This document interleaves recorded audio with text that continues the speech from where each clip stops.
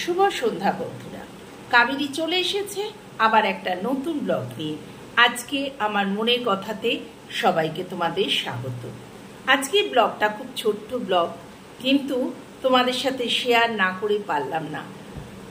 এই যে কালকে জগদ্ধাত্রী পুজো গেল, এখন এই জগদ্ধাত্রী পুজো দিনটা এলে মনটা ভীষণ খারাপ লাগে। কেন লাগে সেটাই তোমাদের সাথে শেয়ার করতে চলে এসেছি বন্ধুরা। আগে ছিল, বিয়ের আগে বা বিয়ের পরে অনেক বছর আমি জগদ্ধাত্রী পুজোয় খুব আনন্দ করেছি আর এই দিনটা আসার অপেক্ষায় থাকতাম। কিন্তু আজ থেকে 5 বছর আগে আমি জগদ্ধাত্রী পুজোয় যখন পুষ্পাঞ্জলি দিচ্ছিলাম, সেই দিনটা ছিল অষ্টমী। হঠাৎ একটা ফোন এলো, সেই সময় আমি একা কলকাতায় গিয়েছিলাম বাড়ি। দীপঙ্করের কাজ ছিল, অডিট ছিল, তাই দীপঙ্কর যেতে পারেনি, বলে আমি তোমায় গিয়ে নিয়ে আসবো।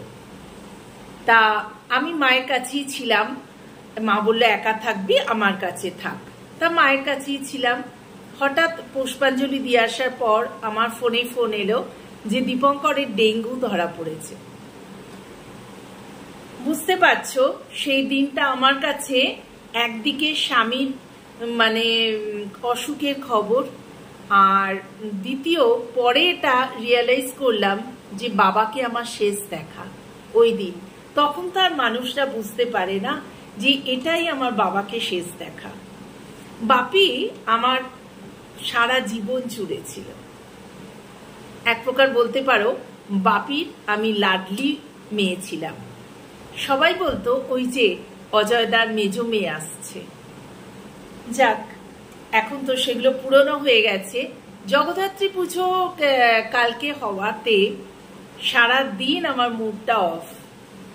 দীপঙ্কর তো বুঝতেই পেরেছে, সেই জন্য আমায় আর কিছু বলেনি, ঘাঁটায়নি আর কিছু। আজকে এখন ঘড়িতে 5:15 শুয়েছিলাম। ভাবলাম না, ভেতর থেকে প্রচন্ড একটা কষ্ট হচ্ছে। সেই কষ্টটা একমাত্র তোমাদের মতো বন্ধুদের সঙ্গেই শেয়ার করতে পারি আমি, যদি একটু মনটা হালকা হয়। ডেঙ্গুর খবর পাওয়ার পরে দীপঙ্কর সঙ্গে সঙ্গে টিকিট কাটিয়ে দিল, আর রাত্রিবেলায় টিকিটটা ছিল রাত্রিবেলায়। সঙ্গে সঙ্গে আমার বাবা বলল যে চল তাড়াতাড়ি আমার ফ্ল্যাটে চলে এলাম।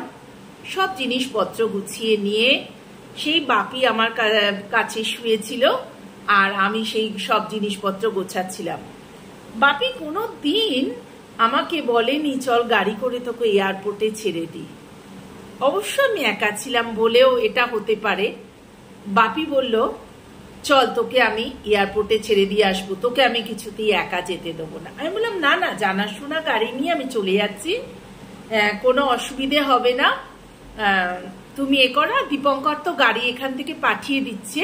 দীপঙ্কর বললো আমি এয়ারপোর্টে গাড়ি পাঠিয়ে দিচ্ছি। আমাদের গাড়ির সাথে ওর একটা অফিসের বন্ধুকে পাঠিয়ে দিল যে আমি নেমে আমাদের গাড়িতে উঠে পড়ব।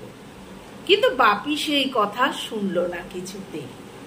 বাপি কি করলো, সেই গাড়ি নিয়ে আমার সাথে এয়ারপোর্ট গেল এবং এয়ারপোর্ট থেকে নেমে এখন একটাই এসে হাত নেড়েই যাচ্ছে। যতক্ষণ না আমি ঢুকছি আমিও পেছন ফিরে ফিরে বাপিকে খালি দেখছি, আর বাপি সে হাত নেড়ে বলছে সাবধানে যাবি, গিয়ে ফোন করবি, বাবা মারা যেরকম বলে।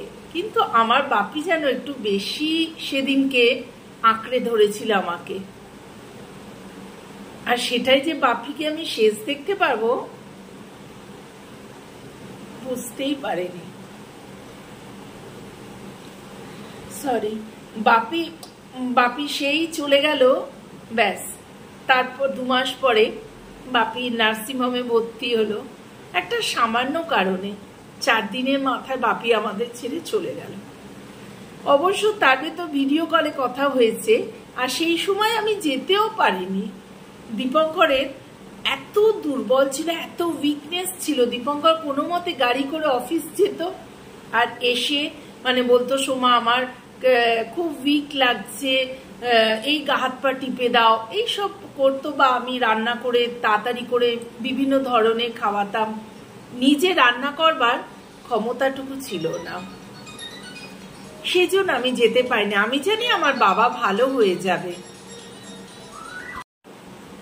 বাবাকে যখন ভিডিও কলে দেখছিলাম, বাপিকে বলছি, বাপি না না আমি ঠিক হয়ে যাব, তুই আসিস না, তুই দীপঙ্করের কাছে থাক। দীপঙ্করকে অসম্ভব ভালোবাসতো। তুই দীপঙ্করের কাছে থাক, একদম আসবি না, কান্নাকাটি করিস না। আমি তো খুব কাঁদছি ফোনে, কিন্তু বুঝতেই পারলাম না বাপি আমাদের ছেড়ে চলে গেল 4 দিনের মাথায়।